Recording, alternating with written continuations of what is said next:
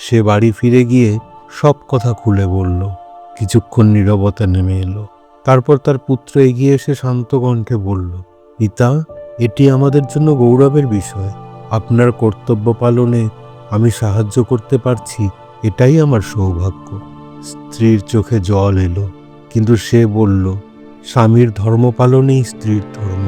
আমরা প্রস্তুত। কন্যাটিও নীরবে সম্মতি জানাল।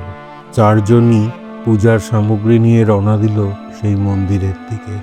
রাজা গোপনে তাদের অনুসরণ করছিলেন। তার হৃদয় ধীরে ধীরে ভারী হয়ে উঠছিল। মন্দিরে পৌঁছে পূজা সম্পূর্ণ হলো। বীরবর হাত জোর করে বলল, হে দেবী, রাজার মঙ্গল কামনায় আমি আমার পুত্রকে আপনার চরণে অর্পণ করছি। আমার জন্য এক পরিবার ধ্বংস হয়ে গেল। আমি কি এই রাজ্য ভোগ করার যোগ্য? তিনি খড়গ তুলে নিজের প্রাণ বিসর্জন দিতে উদ্যত হলেন। হে রাজা বিক্রমাদিত্য, তুমি তো জ্ঞানী ও বিচক্ষণ। বলো তো, এই চারজনের মধ্যে কে সবচেয়ে মহৎ?